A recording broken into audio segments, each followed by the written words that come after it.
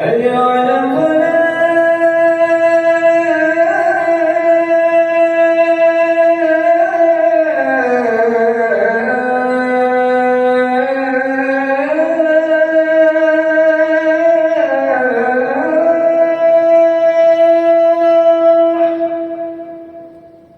بسم الله الرحمن الرحيم. السلام عليكم ورحمة الله وبركاته.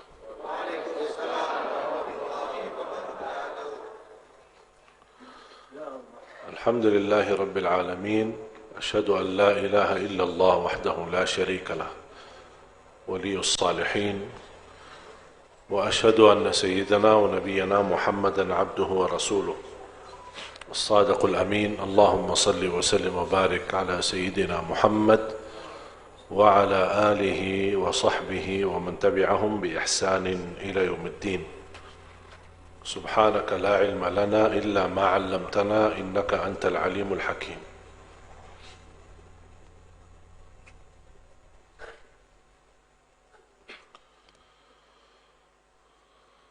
Para hadirin jemaah sekalian yang dimuliakan Allah Subhanahu wa taala. Alhamdulillah, kesempatan walaupun cukup lama tidak dapat mengisi di Masjid Raya Al-Ittihad, atas izin Allah Subhanahu wa taala diberikan kemampuan dan kesempatan untuk silaturahim. Dan Alhamdulillah kali ini berkesempatan mengajak ayah saya dan ibu saya, Alhamdulillah dua-duanya hadir datang dari Madinah, silaturahim dan sekalian mengikuti beberapa kegiatan dakwah kami di Indonesia. Dan Alhamdulillah tadi bersama-sama ayah sama ibu dan keluarga besar temanin dalam acara syuting Hafiz Indonesia yang insyaAllah akan ditayangkan di bulan suci Ramadan, yang sangat menginspirasi dan menunjukkan Alhamdulillah banyak karunia Allah Subhanahu wa taala untuk negeri kita Indonesia. Walaupun tahun ini persyaratannya berubah dengan tahun yang sebelumnya. Tahun ini maksimal usia 8 tahun, minimal hafal 3 juz, baru boleh ikut bersama menjadi peserta Hafiz Indonesia. Dan Alhamdulillah ada 2 anak hafal Al-Quran 30 juz di usia, ada yang 7 tahun, ada yang 8 tahun. Dan anak yang paling kecil usianya usia 4 tahun, datang dari jauh, dari Mesir. Lahir besar di Mesir, tapi dia berkesempatan untuk menjadi peserta Hafiz Indonesia. Dan doakan insyaAllah besok subuh lanjut lagi syuting acara Kultum yang insyaAllah akan ditayangkan di bulan suci Ramadan sebelum buka puasa di RCTI. Mudah-mudahan dengan padatnya dan kesibukan dakwah ini, mudah-mudahan menjadi amal salih dan menjadi ilmu bermanfaat untuk negeri kita Indonesia, untuk umat Islam. Karena kita perlu selalu, kita jangan merasa puas belajar ilmu. Setiap kesempatan belajar, setiap ada kesempatan bertemu ulama, bertemu guru, yang terutama yang perlu kita belajar adalah Al-Quran. Karena kita umat Al-Quran, umat Nabi Muhammad SAW adalah umat Iqra. Ayat yang pertama yang Allah turunkan adalah Iqra, Iqra bismi rabbikal ladzi khalaq. Kita umat baca. Sedihnya kalau kita melihat justru yang lebih banyak yang buta huruf, tidak bisa membaca Al-Quran. Dan selalu kami mensupport jamaah, orang tua yang merasa dirinya gagal menjadi penghafal Al-Quran, mohon jangan gagalkan anakmu, keturunanmu yang menjadi penghafal Al-Quran. Dan Alhamdulillah kita setiap tahun bisa melihat anak-anak dari orang tua yang ikut di acara Hafiz Indonesia. Rata-rata anak-anak itu dari orang tua awam, Bukan dari orang tua yang kiai, bukan ulama, bukan guru, bahkan petani, bahkan ada orang tua yang buta huruf, tidak bisa sama sekali mengaji, tidak bisa sama sekali membaca Al-Quran. Tapi alhamdulillah Allah anugerahkan. Ada juga di antara anak-anak penghafal Al-Quran di tengah masyarakat dan sekitarnya dan sekelilingnya semua orang-orang non-Muslim. Dia menceritakan, termasuk orang tuanya menceritakan, rumah kami di tengah kampung orang-orang non-Muslim. Di salah satu daerah di Kabupaten Manado, dan dia menceritakan semua kanan kiri depan belakang rumah-rumah warga yang non-Muslim. Tapi begitu luar biasa, tantangannya yang begitu berat, ujian yang dihadapinya begitu susah, tapi mereka tetap semangat untuk menjadi keluarga Al-Quran. Dan itu yang kita harapkan, dan terus memperjuangkan bagaimana kita bisa mewujudkan cita-cita 1 juta penghafal Al-Quran di negeri kita Indonesia. Cita-cita saya selalu berharap dan selalu saya berdoa, ya Allah, aku mohon jangan cabut nyawa saya sampai terwujud 1 juta penghafal Al-Quran untuk Indonesia. Orang-orang berkata Makkah dan Madinah sumber kedatangan Islam. Saya menjawab, Indonesia pusatnya kebangkitan Islam untuk dunia. Kita harus semangat apapun tantangan yang kita hadapi. Kita yakini Nasrullah qarib, pertolongan Allah Azza wa Jalla sangat dekat. Pasti Allah Subhanahu wa taala akan memberi pertolongannya kepada orang yang bertakwa. Wal aqibatu lil muttaqin. Kemenangan Allah Subhanahu wa taala bagi orang yang bertakwa, bagi orang yang beriman. Mungkin saat ini kita merasa orang beriman dihina, orang beriman diremehkan, orang beriman diuji, orang yang beriman dizalimi. Tak apa-apa, sabar. Bara Nabi saja dihina, bara Nabi saja dizalimi, bara Nabi saja dicaci maki, tapi mereka sabar dan tetap agama Allah Subhanahu wa taala dikekalkan. Apalagi agama Islam menjadi agama yang abadi sampai hari kiamat. Tidak ada kehapusan agama kita. Semua agama yang dibawa oleh Nabi dihapuskan agama dan Nabi berikutnya.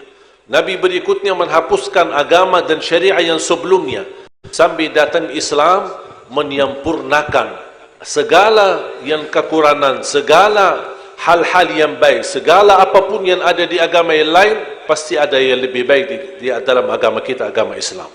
Dan Allah telah ridha terhadap agama kita menjadi agama yang abadi dan sampai hari kiamat. Dan barang siapa yang datang hari kiamat membawa agama selain agama Islam, tidak akan diterima oleh Allah Subhanahu wa taala. Inna ad-dina 'inda Allahil Islam. Sesungguhnya agama di sisi Allah adalah Islam. Dan semua para nabi Islam, walaupun dari segi syariah berbeda-beda, tapi semuanya Islam. Cuba kalau kita baca dalam Al-Quran banyak ayat, maka Ibrahimu Yahudiyyan wala Nasraniyya, walakin kana hanifan muslima wa ma kana minal musyrikin. Orang Yahudi kenapa berdebat? Nasrani kenapa berdebat dengan Nabi Ibrahim? Orang Yahudi berkata Nabi Ibrahim adalah dari keturunan Yahudi, dari agama kami. Orang Nasrani berkata enggak, Nabi Ibrahim termasuk golongan kami. Allah menjawab, Nabi Ibrahim bukan Yahudi, Nabi Ibrahim bukan Nasrani, tetapi Nabi Ibrahim orang yang suci, yang tauhid, hanifan, musliman, yang Islam kepada Allah Subhanahu wa taala. Termasuk Nabi Yaqub ketika dia menghadapi sakratul maut dan mengajak berkumpul dengan anaknya. Apa wasiat Nabi Yaqub kepada keturunannya? Am kuntum syuhada idh hadara Yaqub al-maut idh qala li banihi ma ta'buduna min ba'di. Ketika Nabi Yaqub bertanya kepada keturunannya, anaknya, apa kalian sembah kepada siapa kalian beribadah kalau aku sudah meninggal? Jawaban anaknya, qalu na'budu ilahaka wa ilaha abaika Ibrahim wa Ismail wa Ishaq ilahan wahida. kami akan beribadah dan bersembah kepada Allah Subhanahu wa taala adalah Tuhanmu dan Tuhan keturunanmu dan Tuhan ayah-ayahmu Nabi Ibrahim, Nabi Ishaq dan Nabi Ismail. Wa nahnu lahu muslimun, dan kami semuanya Islam. Jadi semua para nabi Islam, dan satu kalimat dakwah mereka. Satu kalimat. Tujuan sebagaimana kata Rasulullah SAW, wa khairu ma qultu ana wan nabiyuna qabli la ilaha illallah. Sebaik-baik kata yang aku ucapkan dan para nabi-nabi yang sebelumku, kata Rasulullah SAW, adalah kalimat la ilaha illallah. Da'wah Nabi Adam, la ilaha illallah. Da'wah Nabi Nuh, la ilaha illallah. Da'wah Nabi Ibrahim, la ilaha illallah. Da'wah Nabi Ismail, la ilaha illallah. Nabi Ishaq, Nabi Yaqub dan semua keturunannya, Nabi Yusuf, Nabi Musa, Nabi Isa, semuanya dakwanya mereka la ilaha illallah. Datang Nabi Muhammad SAW sebagai penutup para Nabi dan Rasul, membawa dua kalimat syahadat, dan tidak sah Islam seorang tanpa mengucapkan dua kalimat syahadat. La ilaha illallah Muhammadur Rasulullah sallallahu alaihi wasallam. Di dalam agama yang sebelumnya tidak ada kata la ilaha illallah atau asyhadu an la ilaha illallah wa asyhadu anna Musa Nabiullah. Tidak ada kata itu. Hanya di dalam Islam ada ikatan antara tauhid dan risalah Nabi Muhammad SAW. Pembawaan Nabi Muhammad SAW sebagai Nabi yang termulia, Nabi yang terakhir, penutup para Nabi dan Rasul, dan Nabi yang pertama yang diizinkan oleh Allah membuka pintu surga. Sesudah Nabi Muhammad membuka pintu surga, baru para Nabi-Nabi yang lain diizinkan untuk masuk surga. Kalau sudah para Nabi dan Rasul semuanya masuk surga, siapa berikutnya? Pertama sesudah Nabi dan Rasul adalah umat Nabi Muhammad sallallahu alaihi wasallam. Masya Allah. Mulianya apa kita dapat di sisi Allah? Ummah yang terakhir, yang banyak mohon maaf bikin malu, kacau, berantakan, akidah kita banyak masalah, banyak kelemahan, banyak berpecah belah, firqah-firqah kita terlalu banyak, dan bahkan perbuatan syirik di tengah umat Islam. Saya tidak berkata orang-orang yang non-muslim. Umat Islam masih percaya dukun, masih percaya ramal, masih percaya sihir, masih percaya macam-macam.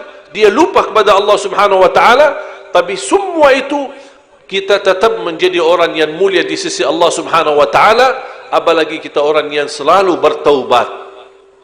Apapun dosa kita sebagai umat Nabi Muhammad sallallahu alaihi wasallam, Allah masih memberikan kesempatan. Selama belum meninggal dicabut nyawanya, masih diberikan kesempatan untuk memohon ampun kepada Allah Subhanahu wa taala. Walaupun dosanya dosa besar, walaupun dosanya berkali-kali riba, berkali-kali zina, berkali-kali minum khamar, berkali perbuatan syirik, selama mau bertaubat dan kembali memohon kepada Allah Subhanahu wa taala, pasti diampuni Allah Subhanahu wa taala. Inna Allah la yaghfiru an yushraka bihi wa yaghfiru ma duna dhalik. Allah tidak akan mengampuni orang-orang yang berbuat syirik. Tapi ayat ini kalau diikatkan dengan ayat yang banyak yang lain, ada syarat kalau taubat belum mati dalam keadaan syirik. Tapi kalau belum taubat dan mati dalam kepercayaannya kepada syirik, kepercayaannya kepada dukun, kepercayaannya kepada ramal, itulah yang na'udzubillah meninggal dunia dalam keadaan tidak beriman. Oleh kerana itu jamaah sekalian, perlu kita menjaga kalimah la ilaha illallah. Jangan kita termasuk orang yang mudah dah bahkan berbanyak mengucapkan kalimah ini, tapi kita tidak menjaga hak-hak kalimah la ilaha illallah. Kunci pintu surga la ilaha illallah. Kunci pintu surga la ilaha illallah. Berarti yang mau masuk surga tanpa kalimah la ilaha illallah susah. Dan setiap kunci ada gigi. Kira-kira bapa ibu yang bawa kunci, cuba lihat, ada enggak kunci tambah gigi? Ada enggak? Kunci motor, ada giginya enggak? Ada. Kunci rumah, ada giginya? Kunci mobil, ada giginya? Kunci lemari, ada giginya? Ada enggak kunci tambah gigi? Bisa enggak buka? Kalau ada orang bawa kunci rumah, tapi tidak ada giginya, bisa enggak buka pintu rumah? Terus apa kaitan kunci surga dengan giginya? Kunci surga adalah la ilaha illallah, dan gigi-gigi kunci adalah haknya la ilaha illallah. Di antaranya kewajiban kita ikhlas menjaga kalimah la ilaha illallah, mengucapkan kalimah la ilaha illallah. Man qala la ilaha illallah khalisan min qalbi dakhala al-jannah. Barang siapa yang mengucapkan kalimah ini la ilaha illallah dengan ikhlas, tulus hati, dijamin menjadi ahli surga. Man qala la ilaha illallah mukhlisan min qalbih, di riwayah muqinan min qalbih, illa harramahu Allahu 'ala an-nar. Barang siapa yang ucapkan kalimah la ilaha illallah dengan penuh keyakinan, akan Allah haramkan masuk neraka. Ini sebuah kemuliaan. Mudah ucapkan kalimah ini. Bahkan kalimah ini saking mudahnya, saking ringannya, dia tidak butuh menggerakkan bibirnya. Dia tidak butuh menggerakkan bibir. Saking mudahnya kalimah ini, sangat ringan atas lisan, atas lidah kita. Coba kalau kita tutup rapatkan bibir kita, bisa enggak kita ucapkan la ilaha illallah? Coba rapatkan mulut kita, rapatkan bibir dan ucapkan la ilaha illallah. Bisa atau tidak? Coba pelan-pelan, tambah suara, pelan-pelan, khusyuk. Cuba gerakkan lidahnya saja, tambah gerakkan bibir. Bisa tidak ucapkan kalimah itu? Sangat bisa. Beda sama kata subhanallah, gerakkan bibirnya. Alhamdulillah, Allahu Akbar, wala hawla wala quwata illa billah. Itu memberikan kesimpulan betapa mudahnya mengucapkan kalimah ini. Berkali-kali, sampai kita tidak butuh menggerakkan bibirnya. Artinya saat kita mengucapkan, karena tidak ada gerakan bibir, berarti orang yang ada di samping kita, dia tidak tahu apa yang kita ucapkan. Itu menjadi pelajaran begitu murninya ikhlas mengucapkan kalimah la ilaha illallah. Saking ikhlasnya tersembunyi dalam mulut kita, sampai orang tidak bisa melihat gerakan mulut kita. Saking ikhlasnya kalimah ini. Dan itu inti daripada bagaimana kita bisa menjaga ikhlas. Bagaimana kita bisa menjadi orang yang betul-betul lillahi ta'ala. Dan kita selalu iqrar ketika membaca dalam iftitah kita. Inna salati wa nusuki wa mahyaya wa mamati. Terus, lillahi rabbil alamin. Ada lagi tambahan? Ada. Lanjut. Apa kelanjutannya? La syarikalah. Tidak boleh lillah, tapi masih ada berkutukan kepada Allah subhanahu wa ta'ala. Masih ada yang dia percaya selain Allah subhanahu wa ta'ala. La syarikalahu wa bidzalika umirtu wa ana minal muslimin. Bagaimana kita bisa menjadi orang yang muslim yang sesungguhnya? Ketika kita memahami makna daripada kalimah la ilaha illallah, kita pasti akan menghadapi semuanya jadi ringan. Ujian menjadi ringan, bala menjadi ringan, musibah menjadi ringan. Apapun kita melaksanakan dan menghadapi dalam kehidupan kita sehari-hari menjadi ringan. Bahkan ibadah yang kita melaksanakannya menjadi sangat mudah, karena kita sudah selalu mendapankan la ilaha illallah. Para Nabi dan Rasul diutus oleh Allah untuk kalimah ini.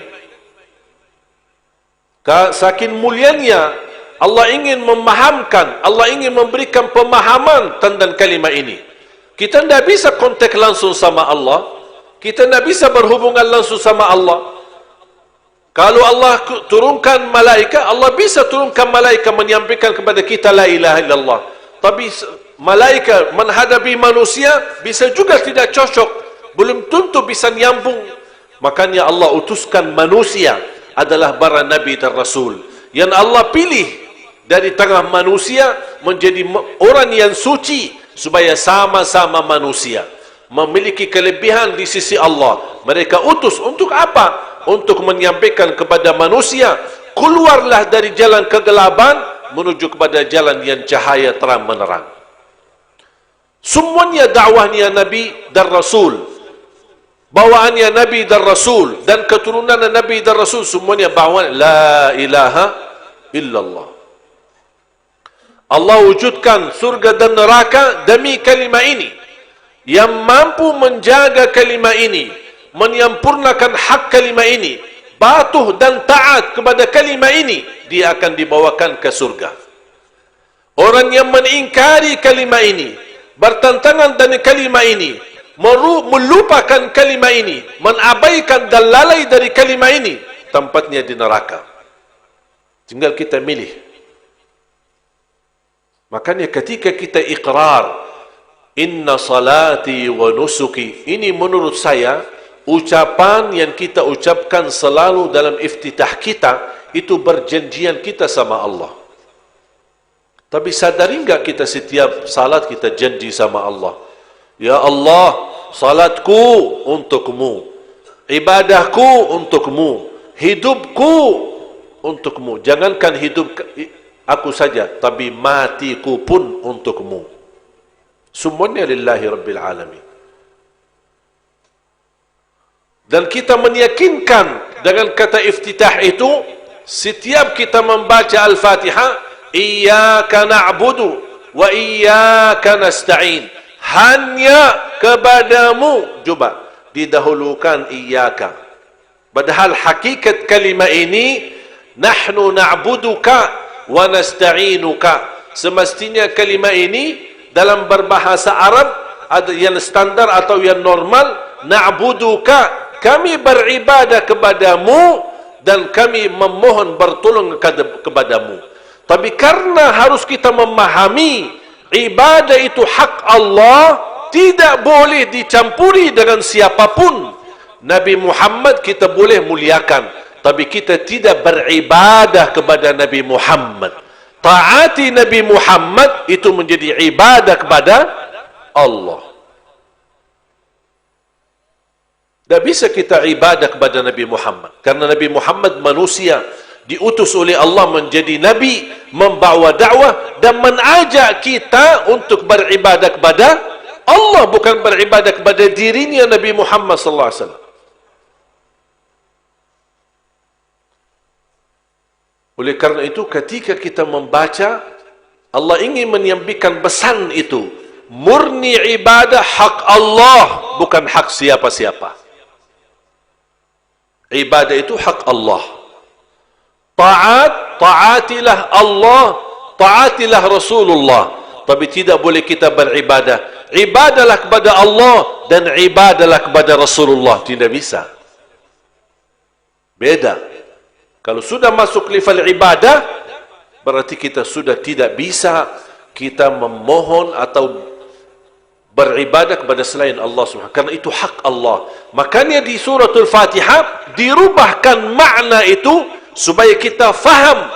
Kaf yang semestinya menjadi belakangan na'buduka, Allah debankan kafnya menjadi iyyaka na'budu wa iyyaka nasta'in. Walaupun asal kalimah ini na'buduka wa nasta'inuka, kafnya itu belakangan. Kenapa didahulukan? Supaya Allah ingin memberikan pelajaran. Kalau di bahasa dalam Indonesia, kita berkata, hanya kepadamu kami beribadah, bukan kepada siapapun lain. Hanya kepadamu, dan hanya kepadamu kami memohon pertolongan. Oleh karena itu, ulama ketika kita memahami kalimat iyyaka na'budu wa iyyaka nasta'in, ulama menjelaskan semua rahasia dalam suratul Fatihah ada di firman ayat Allah Subhanahu wa taala, iyyaka na'budu wa iyyaka nasta'in. Barang siapa yang memahami iyyaka na'budu wa iyyaka nasta'in, dia akan faham apa hakikat hidupnya di dunia. Kenapa kita hidup di dunia? Kenapa kita ada di dunia? Kenapa kita diciptakan? Kenapa kita didatangin para Nabi dan Rasul? Diutus oleh Allah SWT. Kita umat Nabi Muhammad tidak berkesempatan bertemu Nabi Muhammad, tapi ada ulama pewaris Nabi Muhammad yang menyampaikan dakwahnya, yang menyampaikan ilmunya Nabi Muhammad, yang menyampaikan amalan Nabi Muhammad sallallahu alaihi wasallam, yang menyampaikan bagaimana perjuangan Nabi Muhammad. Kalau tidak ada ulama, bagaimana kita bisa faham agama? Makanya Nabi Muhammad SAW tidak mewariskan nubuwah, tidak mewariskan utusan Nabi kepada anaknya atau keturunannya. Karena dia Nabi yang terakhir, maka tidak ada lagi. Tapi bagaimana ya Rasulullah kami bisa belajar agamamu? Ulama, kata Rasulullah. Wal ulama'u warathatul anbiya. Ulama adalah para pewaris Nabi. Oleh kerana itu kita butuh ulama. Kalau semuanya tidak mau belajar agama, ulama tidak bisa kekal. Ulama tidak hidup selama-lamanya. Ulama juga punya masa, punya umur. Makanya kita harus menjadi wajib. Bahkan kita sudah belajar talabul ilmi faridatun ala kulli muslim. Kalau dalam hadis faridatun ala kulli muslim. Kalau dalam kaidah talabul ilmi faridatun ala kulli muslimin wa muslimah. Bukan hanya sebatas wajib, lebih tinggi daripada wajib untuk belajar ilmu. Talabul ilmi faridah, fardu atas setiap muslim dan muslimah. Kenapa fardu? Karena kita tidak mungkin bisa beribadah kepada Allah tanpa ilmu. Bagaimana kita bisa mengenal la ilaha illallah kalau tidak ada ulama yang menyampaikan? Bagaimana kita bisa merasakan makna yang hakiki daripada kalimat la ilaha illallah? Jangan kita sampai akan datang satu zaman yang Rasulullah SAW pernah menceritakan, akan datang satu zaman orang-orang mengucapkan la ilaha illallah, ditanya apa makna kalimat ini, dia menjawab saya tidak tahu, tapi orang tua saya suka mengucapkannya, saya ikut mengucapkannya. Akan datang zaman itu. Ketika dia salat, ditanya, kenapa kamu salat? Saya tidak tahu, cuma saya lihat ayah saya gerakannya seperti itu. Saya ikut gerakan ayahku dan orang-orang tuaku. Itu kata Rasulullah, akan datang satu zaman, saking sudah kehilangan ilmu, orang tidak tahu apa-apa. Na'udzubillah min dzalik. Makanya wajib, kalau tidak mampu kita mendorong semua anak-anak kita menjadi orang yang pandai memahami agama, minimal ada satu dari anak kita, supaya setiap rumah di tengah masyarakat Indonesia kita, setiap rumah mampu melahirkan penghafal Al-Quran dan ulama yang bisa menjaga generasi-generasi berikutnya. Saya harap kalau kita besok sebagai orang tua meninggal dunia, kita meninggal dunia dalam keadaan husnul khatimah. Tidak merasa gelisah, tidak merasa takut, karena kita sudah tahu dan kita bersama-sama menwujudkan cita-cita. Setiap rumah melahirkan penghafal Al-Quran, setiap rumah melahirkan kadar ulama, setiap rumah melahirkan kadar da'i yang bisa menyampaikan dakwah kepada umat. Begitu kita dipanggil oleh Allah, insya-Allah, ya ayyatuhan nafsul mutmainnah, irji'i ila rabbiki radiyatan mardiyah. Tenang, hai jiwa, meninggal dalam keadaan tumanina, ketenangan dari Allah Subhanahu wa taala. Tidak ada rasa kesedihan dan tidak ada rasa ketakutan. Tidak ada rasa kesedihan ketika kita tinggalkan keturunan kita. Kenapa tidak sedih?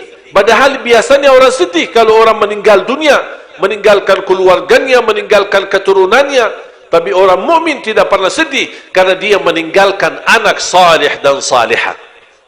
Dia tidak merasa sedih dan tidak pernah merasa takut apa yang akan dia hadapi di kemudian hari.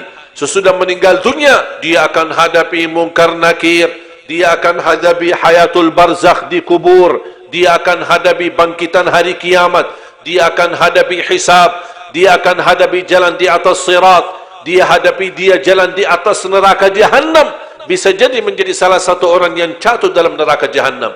Dia tidak ada rasa takut. Kenapa tidak takut?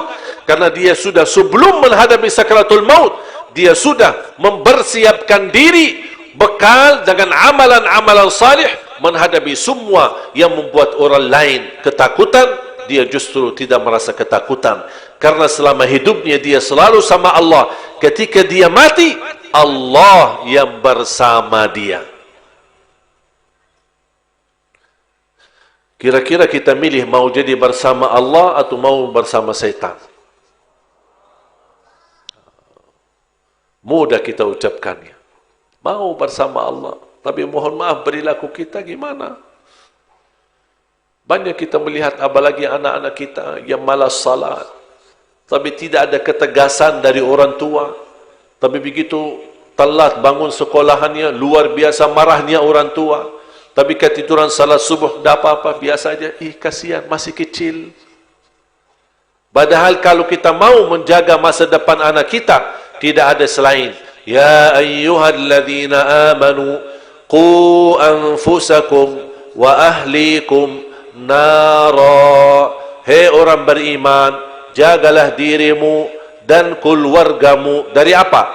Dari bala, dari musibah virus corona, dari musibah masalah sakit, dari penyakit. Tidak. Yang masa depan jaminan buat anak kita, kata Allah, jagalah dirimu dan keluargamu dari siksa neraka Jahannam. Kalau ada anak kita bertanya sama ayahnya atau sama ibunya, apa masa depan saya? Jawablah, masa depanmu selamat dari siksa neraka Jahannam. Itulah masa depan. Kenapa? Karena yang dikatakan masa depan tapi tidak ada habisnya, akan kekal abadi, adalah sesudah wafat. Kalau kuliah bukan masa depan, jurusan sekolah yang tinggi bukan masa depan, segala sesuatu yang memiliki keterbatasan itu bukan masa depan. Kekayaan bukan masa depan, rumah yang mewah bukan masa depan, memiliki semua fasilitas kehidupan yang begitu luar biasa dahsyat itu bukan masa depan. Karena ini semua berakhir dengan dicabut nyawanya. Habis. Ada orang dapat harta.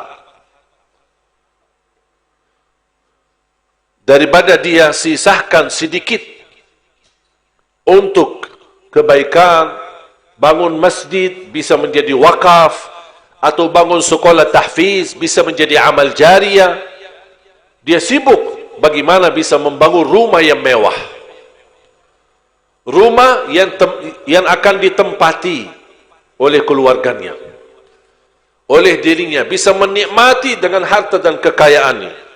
Bangun, menghabiskan harta warisan itu untuk membangun rumah.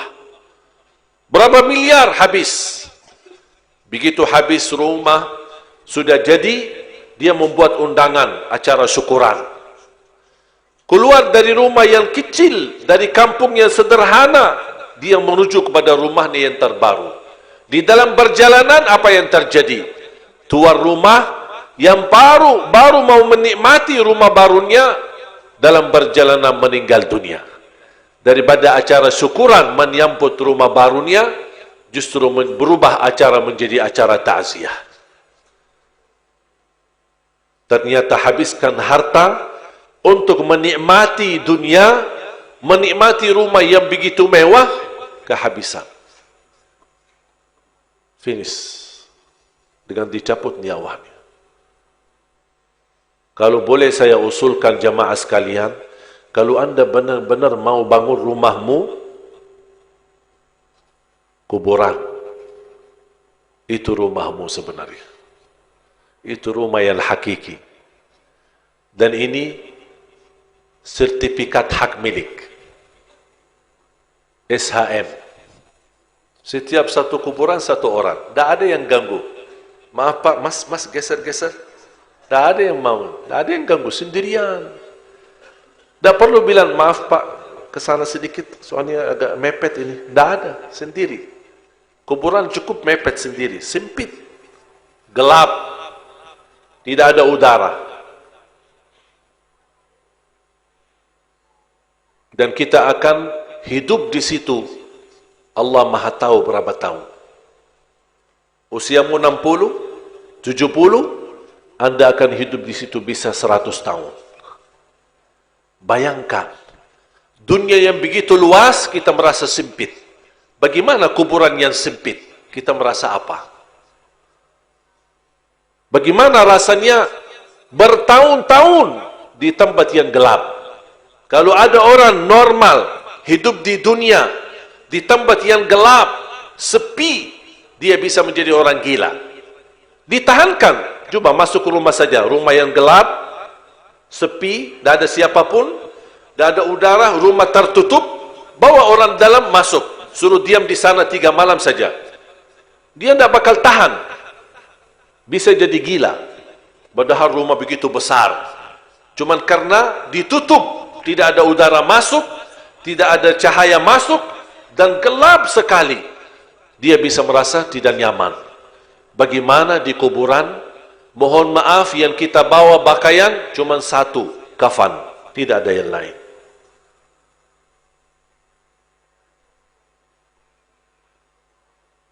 Yang bisa menolong kita bukan siapa-siapa. 1, amal saleh kita. Apa yang kita lakukan di masa hidup, itu yang akan datang. Salat tahajud kita datang. Mulai sinar. Dari mana cahaya itu? Salat malammu. Sedekah, subhanallah, bertambah cahaya lagi. Ya Allah, Masya Allah, kok kuburan katanya sempit, gelap, tapi yang saya lihat kok bersinar. Ini amalanmu mulai datang. Tiba-tiba berluas lagi kuburan kita yang begitu sempit menjadi luas. Ada apa? Doa anakmu yang saleh, karena kamu berhasil mendidik dia mencintai Al-Quran, menghafal Al-Quran. Bacaanmu, bacaan dia menjadi sebabnya berluas kuburanmu. Sampai kata Rasulullah SAW, akan diluaskan kuburannya perluas-luasnya sepanjang pandangan mata melihat. Padahal ada kuburan kita di samping, tapi subhanallah, kuburan kita bisa perluas, tapi tidak terganggu orang yang di samping kita. Karunia dari Allah. Kun fayakun. Allah jadikan bumi berkhidmat untuk kita. Allah jadikan bumi melayani kita. Karena kita di atas bumi, kita melayani Allah, berkhidmat untuk Allah, berkhidmat untuk agama Allah. Allah jadikan di bawah, di dalam perut bumi, Allah jadikan bumi melayani kita, bukan menyakiti kita. Ini berubah. Tiba-tiba terbuka satu pintu di samping kuburan kita, di sebelah. Jadi pintu terbuka. Kita kaget. Mulai masuk ada haruman, manisnya, sejarah yang, udara yang sejuk. Ada apa ya Allah? Malaikat menjawab, ini tempatmu di dalam surga. Allah tunjukkan tempatmu sebelum dibangkitkan oleh Allah. Allah tunjukkan tempatmu di dalam surga. Makanya orang saleh seperti itu, dia berkata, ya Allah, mohon segerakan hari kiamat. Karena dia tahu dan yakini, kalau itu aja di dalam kuburan itu nikmat, masih di dunia, masih di bawah, masih di tanahnya. Tapi subhanallah, kalau memang itu posisi saya di dalam surga, ya Allah mohon segerakan hari kiamat. Karena kata Uthman bin Affan, yang mendapatkan kenikmatan di dalam kuburannya, sesudah kuburan itu akan jauh lebih nikmat. Dan barang siapa yang mendapatkan kesempitan dan kesiksaan dalam kuburannya, kemudian ia nanti akan jauh lebih susah dan tersiksa. Beda sama orang yang na'udzubillah, kuburannya semakin sempit, semakin gelap, bahkan berbau. Sampai akhirnya di ujungnya dia dibukakan satu pintu di sampingnya, yang masuknya justru semakin panas. Udara yang diri, tidak nyaman. Dan dia kaget, ada apa? Disampaikan kepadanya, ini tempatmu di dalam neraka. Baru hanya yang masuk udara neraka, dia sudah merasa kepanasan dan ketakutan. Disitulah dia berkata, cukup ya Allah aku disiksa di sini, jangan bangkitkan hari kiamat. Dia tidak mau, karena dia tahu kalau terjadi hari kiamat, berarti kesiksaannya akan jauh lebih besar dan lebih dahsyat. Nauzubillah min dzalik. Oleh karena itu, yang tidak tersentuh hatinya dengan ingat mati atau melihat kuburan, nauzubillah, hatinya sudah mati. Hatinya sudah mati duluan. Makanya sekali-kali kalau kita merasa hati kita agak kasar, keras, tidak bisa tersentuh dengan ayat suci Al-Quran, tidak bisa tersentuh dengan bacaan zikir dan istighfar, sekali-kali ke kuburan. Duduk, apalagi kalau malam, seperti malam minggu, orang biasa ke mall, kita ke kuburan. Betul, sekali-kali. Kalau merasa nyeri, takut, tidak usah ke kuburan, pergi ke rumah sakit. Kalau boleh saya usulkan, minimal 1 kali 1 minggu, pergi ke rumah sakit. Alhamdulillah menjadi kebiasaan. Setiap minggu, bagi saya wajib mampir ke rumah sakit. Walaupun saya tidak kenal ada siapa yang sakit di situ. Saya suka mampir. Buat apa? Mengingatkan diri saya. Ternyata sehat membuat kita banyak lalai. Coba lihat banyak orang sakit. Anak baru lahir, sakit. Anak muda, sakit. Tua, sakit-sakitan. Coba lihat. Ingat, kita sampai usia 60, 70, 80, tapi masih diberikan oleh Allah sehat. Mungkin ada sedikit sakit, tapi sakitnya belum sampai dirawat di rumah sakit. Berhari-hari, berbulan-bulan. Kita ingat. Apalagi kalau kita minta tolong sama orang yang ada di rumah sakit, tolong tunjukkan lantai berapa yang ada tempat kecelakaan atau yang kena kebakaran. Coba lihat, hangus kulitnya. Kita tidak tahu apa dia masih hidup atau ada harapan hidup. Saya berkali-kali berkunjung ke sana melihat orang-orang yang kena kebakaran, luar biasa. Kita masih diberikan Allah Subhanahu wa taala kulit yang bagus, wajah yang bagus, dalam tubuh yang bagus, sedangkan ada orang lain gara-gara kebakaran, mungkin sebabnya dia lagi masak di rumahnya atau apa, sudah tidak bisa menikmati wajah yang bagus, hangus kulitnya. Kita masih bisa, alhamdulillah, bisa jalan. Ini perlu mohon maaf jamaah sekalian, kita sebagai manusia, salah satu sifat manusia adalah lupa. Suka lupa. Di antara yang kita suka lupa, nikmat Allah yang begitu banyak. Banyak, terlalu banyak nikmat Allah. Kalau kita tidak selalu ingat nikmat Allah, mana kita mampu menjadi orang yang bersyukur? Makanya kita selalu datangin. Kita sehat, datangi orang sakit. Kita bisa beribadah, coba lihat. Kita bisa dengan kuat. Kita bisa berdiri untuk salat tahajud berkali-kali rakaat. Coba lihat ada orang lain lagi salatnya di atas kursi. Kita bersyukur.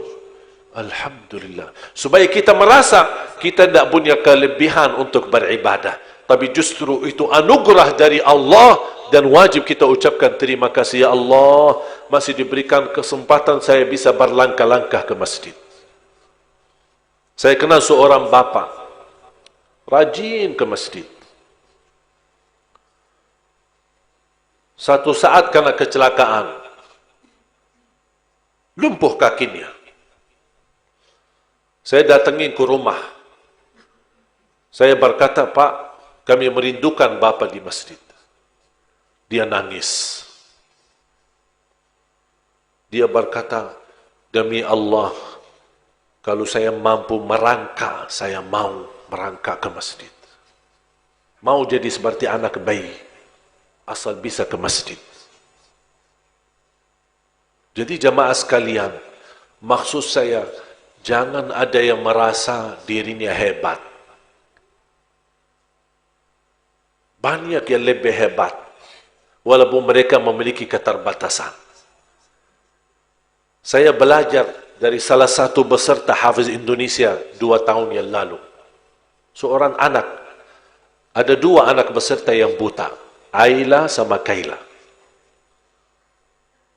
Saya pernah tanya, Kaila, kamu berapa baca Al-Quran dalam sehari? Dia berkata 5 sampai 7 juz. Saya kaget. Saya aja belum sampai ke situ. Kaila, enggak kebanyakan. Apalagi kamu mohon maaf orang buta. Jadi sebenarnya kamu sudah punya uzur. Kalau kamu tidak baca Quran, saya yakin Allah maafkan. Tahu enggak jawabannya apa? Usianya 7 tahun. Dia berkata, mohon maaf, saya malu sama Allah menjadikan buta saya alasan tidak baca Quran. 5 sampai 7 juz setiap hari, orang buta. 7 tahun lagi masih anak-anak. Bukan dia yang merasakan, saya kok buta, saya kok diuji, saya itu macam-macam. Tidak dibahas itu. Justru yang dia bahas adalah saya malu sama Allah kalau tidak baca Al-Quran atau menjadikan alasan. Kira-kira alasan kita apa? Berapa banyak kita baca Quran?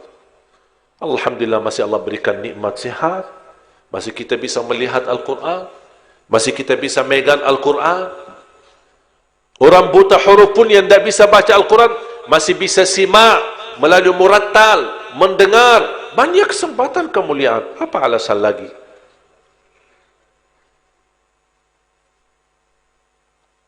Oleh karena itu jemaah sekalian, hidup kita sebentar. Hidup kita sebentar. Jangan sampai dikalahkan oleh syaitan. Sebentar. Belum tentu hidup sampai besok. Setiap malam kita tidur, kita baca Bismikallahumma amutu wahya. Kalau boleh saya singkatkan doa ini dengan arti Bismillah saya mati. Itu singkatnya. Bismillah saya mati. Padahal kita sebenarnya apa? Tidur. Tapi hakikatnya kita mati. Walaupun mati sebentar. Tapi bisa jadi mati sebentar ini, kun fayakun, tidak bangun. Begitu buka mata, malah yang dibangunkan mungkar nakir. Bukan orang tua kita, bukan anak kita, bukan istri kita, bukan suami kita. Bisa jadi. Makanya ketika kita bangun, masih ada di ruang kita, masih ada di dalam rumah kita, apa yang kita ucapkan? Alhamdulillah, alladhi ahyana ba'da ma amatana wa ilaihin nusyur. Apa artinya? Alhamdulillah yang telah menghidupkan sesudah mati. Padahal hakikatnya kita ucapkan Alhamdulillah yang telah membangunkan sesudah tidur. Tapi karena hakikatnya mati, makanya kita ucapkan Alhamdulillah yang telah menghidupkan sesudah mati. Dan kita semuanya akan kembali kepada Allah Subhanahu Wa Taala. Setiap malam jamaah sekalian kita menghadapi kematian. Kata ulama, tidur mati kecil, bisa jadi mati besar. Saya memberikan kesimpulan, mudah-mudahan menjadi pesan ayat ini, kalau boleh dituliskan dalam sebuah kertas, bahasa Arabnya kalau dapat bisa, atau bisa fotokopi dari Al-Quran, sama terjemahannya, dan dipajangkan atau disimpan di dinding kamar. Dinding kamar atau pintu keluar, agar setiap masuk keluar, kita ingat ayat ini. Surah Az-Zumar, surah 39, ayat 42.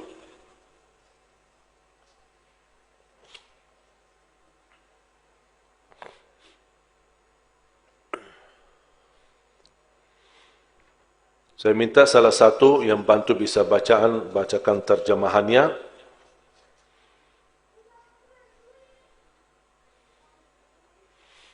Surah 39 ayat 42. A'udzu billahi minasyaitonir rajim.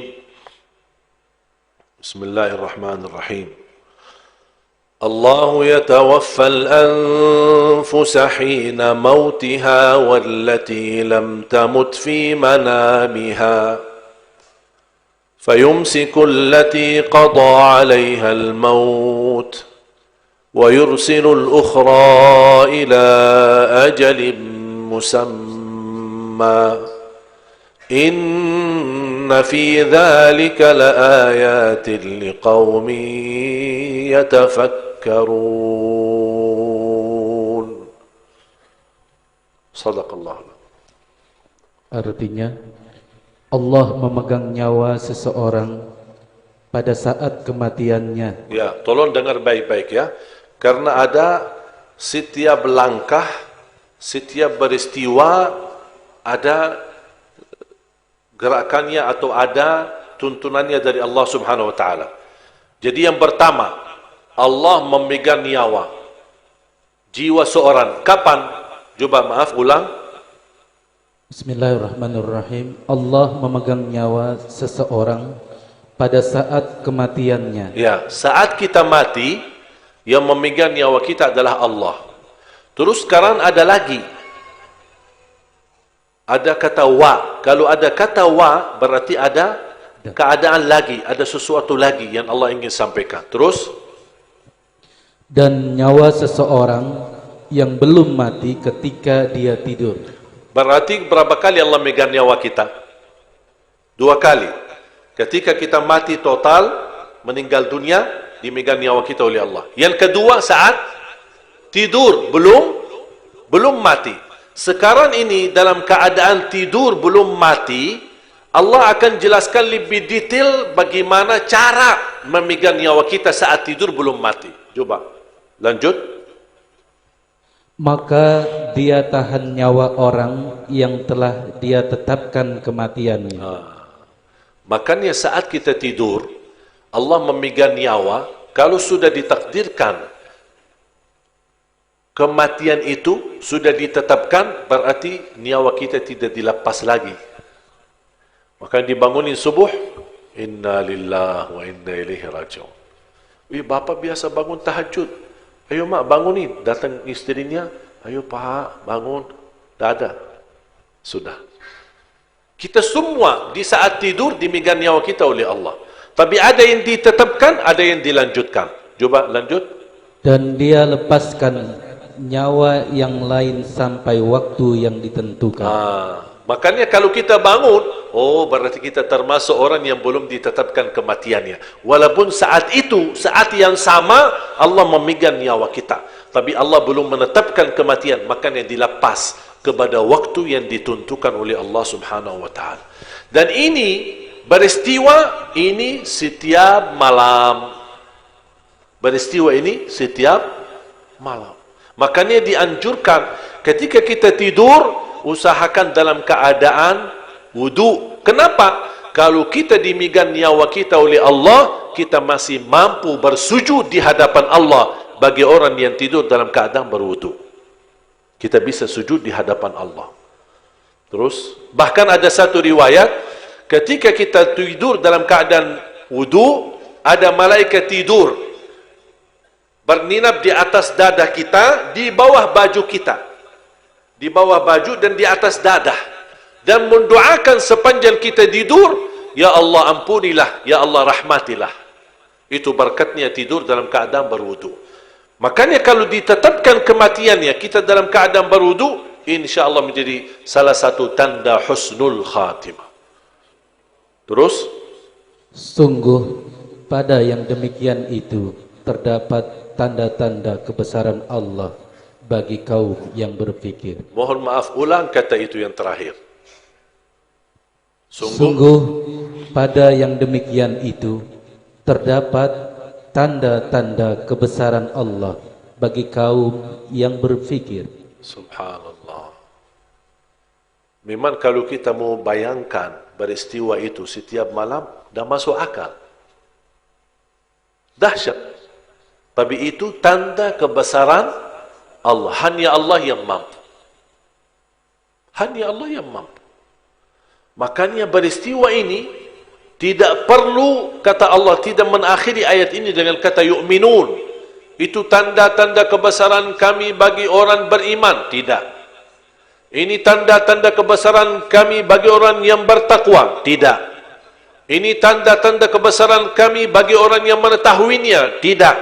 Tapi Allah khususkan kata ini yang sesuai kalimat yang sebelumnya dan sesuai peristiwa itu. Itu tanda kebesaran kami bagi kaum yang berfikir. Kalau berfikir di mana? Sumber berfikirannya di mana? Tempat fikirannya di mana? Otak. Otaknya di mana? Coba angkat tangan. Megang kepala. Sentuh. Sambil urut. Pijat kepalanya. Ada enggak otak di dalamnya? Ada? Yakin? Jangan-jangan selama ini tidak ada otak. Karena tugas otak untuk berfikir. Kalau selama ini kita tidak pernah berfikir, berarti mohon maaf, jarang-jarang tidak ada otak. Kalau boleh saya usulkan, habis acara ini, mampir ke rumah sakit. Bilang sama dok, mohon maaf, saya ingin periksa kepala saya. Kenapa? Kamu sakit apa? Oh, tidak ada sakit. Cuma saya ingin tahu, ada otak atau tidak. Jangan-jangan selama ini tidak ada otak. Memang ternyata manusia tidak pernah berfikir. Peristiwa ini setiap malam kita hadapinya, tuh kenapa tidak berfikir? Makanya setiap malam saya tidur, saya selalu minta maaf. Sampai istri saya tidak suka saya minta maaf. Katanya, kok kamu bikin aku takut? Ya memang itu pasti. Masalah mati itu jangan takut mati. Menghadapi kematian itu pasti. Makanya jangan takut. Tapi harus berfikir bagaimana cara baik menghadapi kematian. Ya kita selalu baca doa. Bismikallahumma amutu ahya. Dengan nama Allah saya mati. Dengan nama Allah saya hidup kembali. Doa kita bangun tidur yang hakikatnya dibangkitkan dari kematian. Alhamdulillahilladzi ahyana ba'dama amatana. Bagaimana keindahan doa ini kalau kita tidak bisa merasakan? Kalau kita selalu menggunakan fikir peristiwa menghadapi kematian, baru akan terasa saat kita mengucapkan alhamdulillah alladzi ahyana, ternyata betul-betul ucapan alhamdulillah keluar dari dalam hati karena kita betul, ya Allah, masih saya punya umur, masih saya bisa menambah salat, masih saya mampu menambah duha, saya masih mampu mengikuti i'tikaf, saya masih mampu membaca Al-Quran. Berarti Allah masih memberikan kesempatan untuk menambah amal-amal saleh.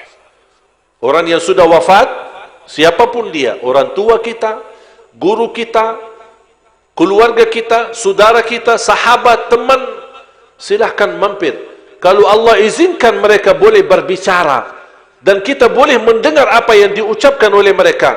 Mereka minta satu, ya Allah, izinkan kami kembali ke dunia agar menambah amal saleh.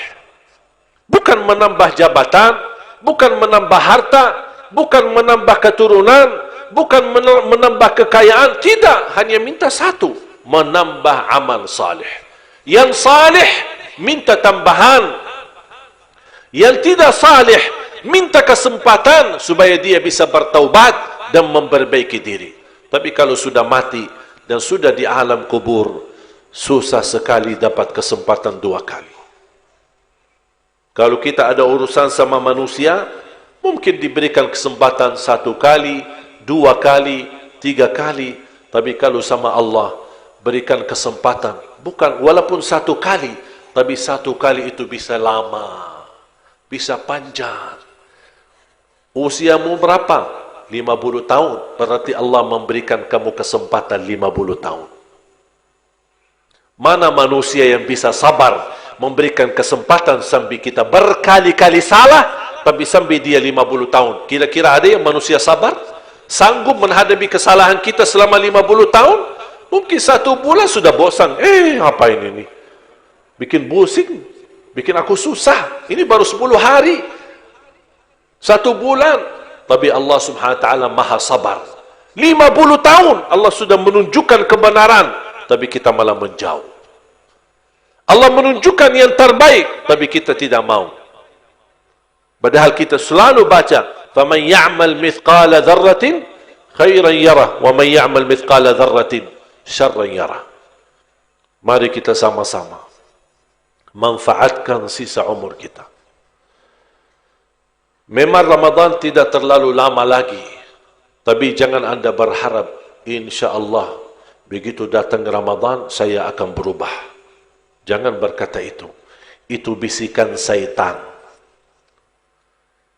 Tapi anda harus berkata, mulai hari ini saya niat lillahi ta'ala untuk menjadi lebih baik.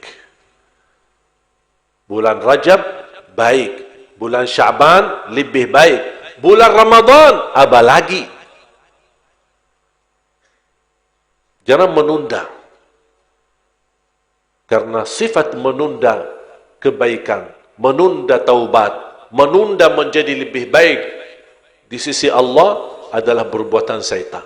Syaitan suka kita menunda. Ngapain buru-buru? Nikmati dulu. Bulan Ramadan aja masih 2 bulan. Tunggu dulu 2 bulan dah. Umur kamu masih kan berapa lama? Apalagi kamu masih muda, 20 tahun.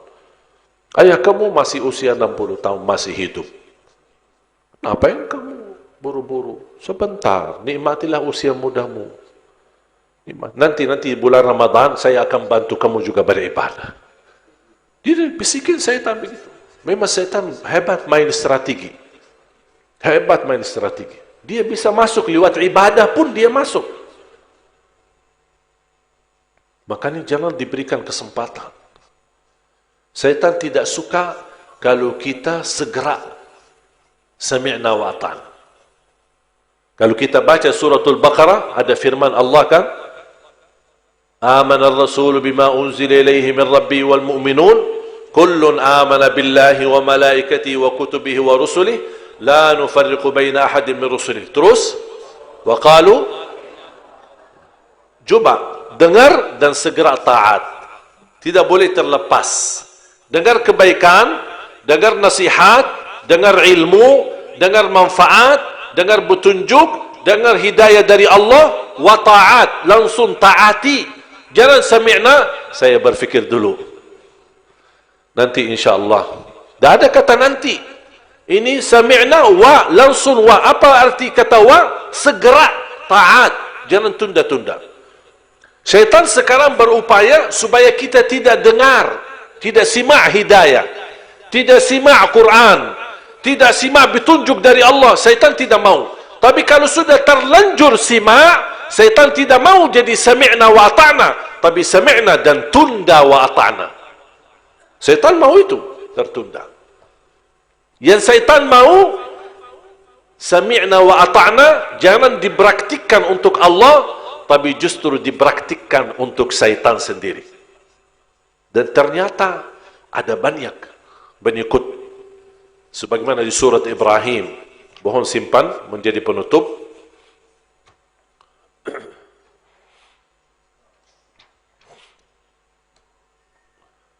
Surah Ibrahim, surah 14, ayat 22.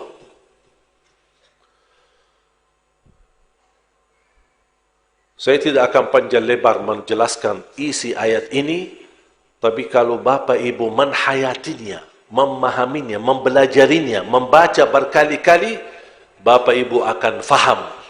Ternyata musuh yang abadi bagi kita adalah syaitan. Musuh yang menghadapi kita sampai dia berjuangkan agar kita masuk ke neraka adalah syaitan. A'udzubillahi minasyaitonirrajim.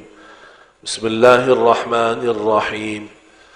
Wa qala asy-syaitanu lamma qudiya al-amru inna Allaha wa'adakum wa'dal haqqi wa wa'adtukum fa akhlaftukum.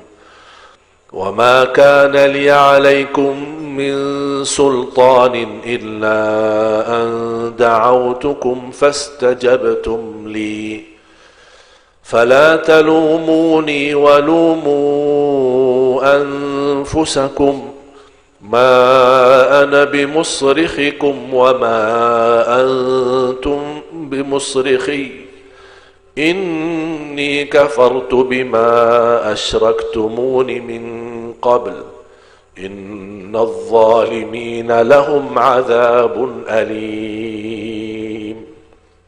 صدق الله العظيم. Terjemahannya, Bismillahirrahmanirrahim. Dan setan berkata ketika perkara hisab telah diselesaikan, sesungguhnya Allah telah menjanjikan kepadamu janji yang benar. janji Allah benar. Setiap kebaikanmu Allah janji dilipatkan 10 kali lipat. Setiap sedekahmu Allah janjikan 10 kali lipat, bahkan sampai mencapai 700 kali lipat. Itu janji Allah. Allah menjanjikan dalam taatmu akan mendapatkan husnul khatimah. Istiqamah Islam iman akan mendapatkan ridha Allah. Bisa menjaga ketakwaan akan menentarmu ke surga. Itu semua janji Allah benar. Tak pernah Allah mempalsukan janjinya atau mengingkari janjinya. Dan itu diakui oleh syaitan. Janji Allah benar. Terus, dan aku pun telah menjanjikan kepadamu, tetapi aku menyalahinya. Aku juga menjanjikan. Sini. Ini enak dosa itu. Enak. Sini dong. Sebentar aja. Sebentar. Dia tidak bilang haram halal. Wallahi enak. Demi Allah enak. Sini aja sebentar. Ngapain bangun-bangun subuh? Enak tidur, nikmati di bawah selimut. Ngapain? Yang datang ke masjid subuh-subuh itu kasihan. Bapak-bapak tua-tua lagi.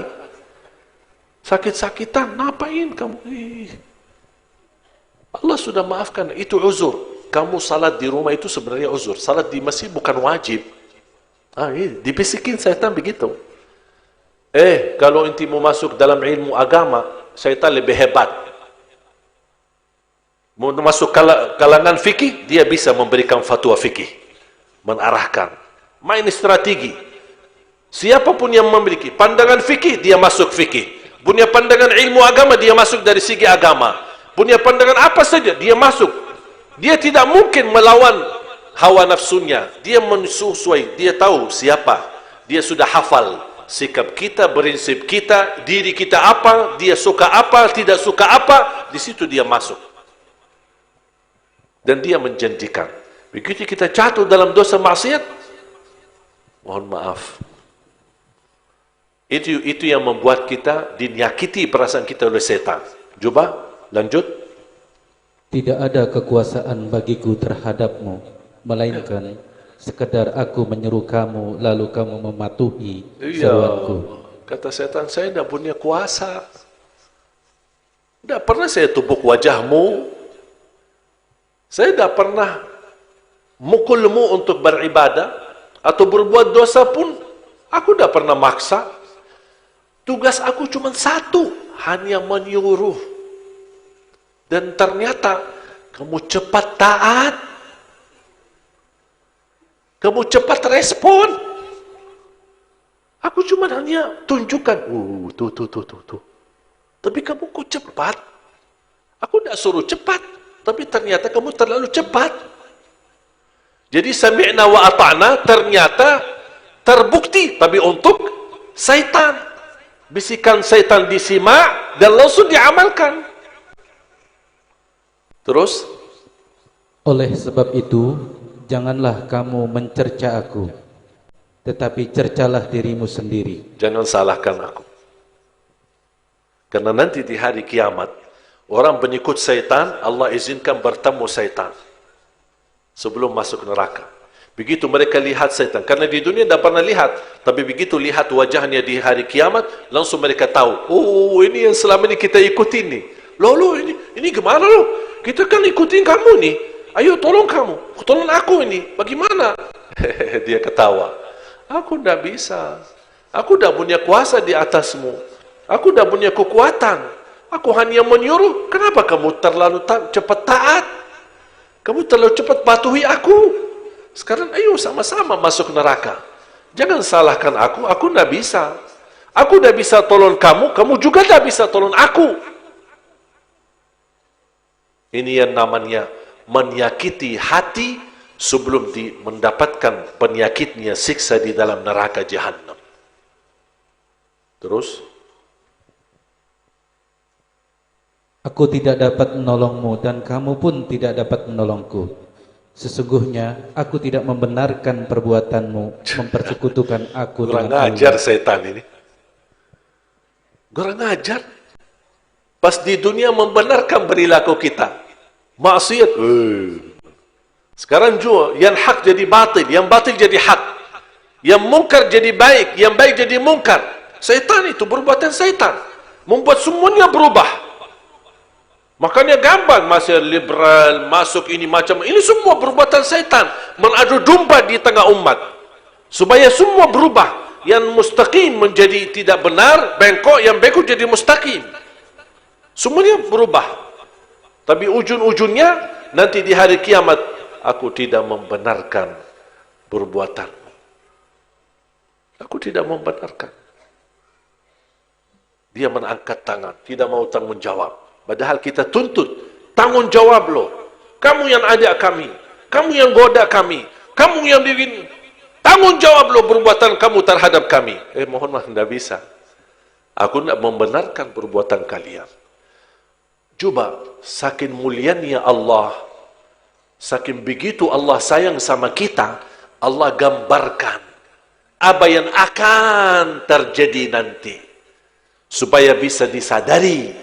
Jangan nanti Anda menjadi orang yang menghadap iblis, menghadap syaitan, dan berdialog seperti firman Allah ini. Allah menceritakan, ini kan belum terjadi, tapi akan terjadi.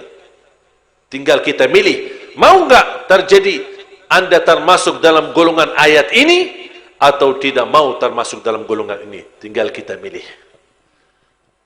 Allah pun, syaitan sebagaimana tidak punya kuasa untuk menajak dan menggoda kita, Allah pun tidak pernah memaksa kita beribadah. Allah tidak pernah memaksa atau memberatkan atau memukul kita. Allah hanya mengajak melalui panggilan azan. Hayya 'alas salah, hayya 'alal falah. Panggilan, mau ikut silahkan, tidak mau ikut silahkan, terserah. Allah tidak pernah maksa. Salat Allah tidak pernah maksa. Tapi Allah janji kalau jaga 5 salat, Allah kasih 50 dari segi pahala. Seperti anda kerjakan 50. Lailatul Qadar, satu malam, anda jaga, anda terus memperjuangkan, akan mendapatkan nilai ibadah seperti orang beribadah selama 83 tahun. Sedangkan umur kita belum tentu 83 tahun. Banyak karunia dari Allah. Allah tidak pernah maksa, tapi Allah membuka jalan.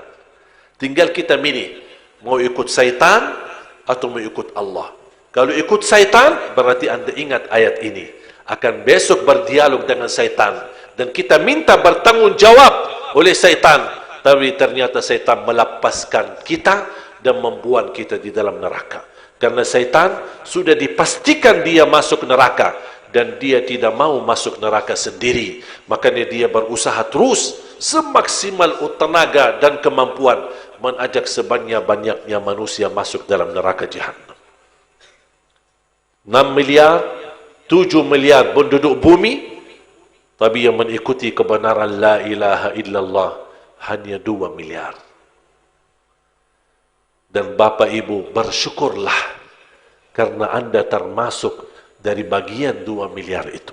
Bukan termasuk dari 4 atau 5 miliar yang lain. Kita tidak tahu.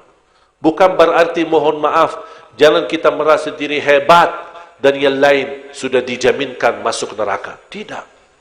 Banyak orang muslim hari ini, tapi besok murtad gara-gara perbuatan macam-macam fitnah. Bisa jadi. Makanya kita harus bersyukur dan waspada dan menjaga ketakwaannya, menjaga keimanannya, dan jaga doa Nabi Muhammad sallallahu alaihi wasallam di setiap sujudnya.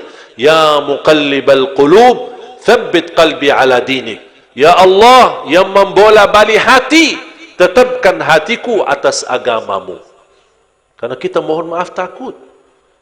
Kemarin ada seorang ibu sampai nangis, sampai saya tidak tega. Nangisnya luar biasa. Kenapa? Anaknya murtad. Anak yang perempuan.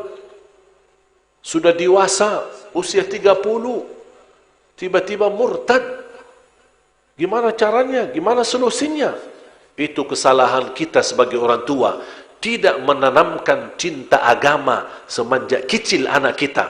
Cintai agama, cintai Allah. Didikkanlah mereka supaya ketika mereka dewasa, walaupun menghadapi banyak macam-macam tantangan, mereka tetap mampu istiqamah karena ilmu yang kita tanamkan di hati mereka dan akidah kebenaran yang kita tanamkan di hati mereka, itu ialah yang melindungi mereka dari berbagai macam fitnah. Kita tidak ada jaminan selamat dari fitnah. Makanya salah satu usaha dan ikhtiar menyelamatkan kita dari fitnah adalah selain belajar ilmu, doa. Sebagaimana doa tadi yang saya sampaikan, ya muqallibal qulub thabbit qalbi ala dinik, yang membolak-balik hati, tetapkan hatiku atas agamamu. Kita terus berdoa, ya Allah, akhiri hayat kami dengan husnul khatimah. Ucapkan yang terakhir, ucapan yang kami ucapkan adalah la ilaha illallah Muhammadur Rasulullah. Tapi ingat, doa itu ikhtiar, tapi tidak cukup. Di samping doa harus ada usaha. Datang ke masjid, belajar ilmu, jaga salat, baca Quran, jaga silaturrahim. Apapun amal salih Anda bisa, lakukan.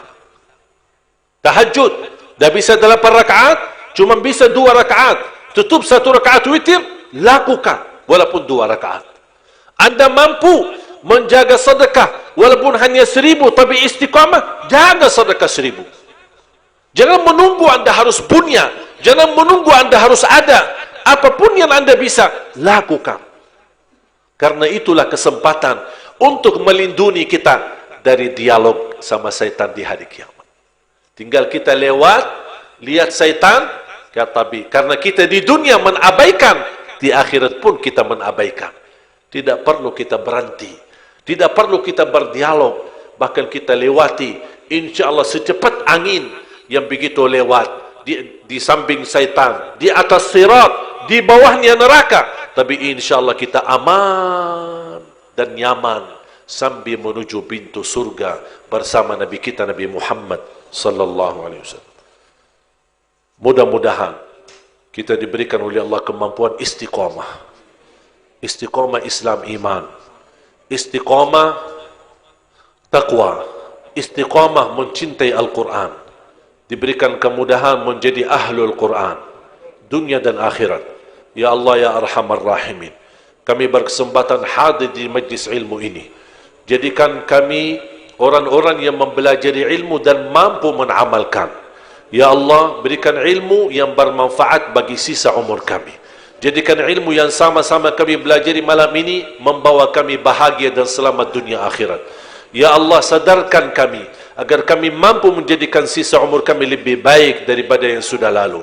Aku mohon ya Allah, dengan asma'ul husnamu, dengan segala nama-namamu yang agung dan mulia, untuk semua jamaah yang hadir, selepas majlis ini masing-masing pulang sudah diampuni segala dosanya, disucikan hatinya, dibersihkan jiwanya, diselamatkan setiap langkah-langkahnya. Ya Allah, atas izinmu kami berkumpul di Masjid Raya Al-Ittihad malam ini. Kumpulkanlah kami kembali di dalam surgamu ya Allah bersama Nabi Muhammad sallallahu alaihi wasallam. Ighfir lana wa liwalidina wa li jami'il muslimina wal muslimat wal mu'minina wal mu'minat الأحياء منهم والأموات برحمتك يا أرحم الراحمين. يا الله بها، يا الله بها، يا الله بحسن الخاتمة، يا الله بحسن الخاتمة، يا مقلب القلوب ثبت قلوبنا على دينك. اللهم أعنا على ذكرك وشكرك وحسن عبادتك. اللهم أعنا على ذكرك وشكرك وحسن عبادتك. اللهم أعنا على ذكرك وشكرك وحسن عبادتك.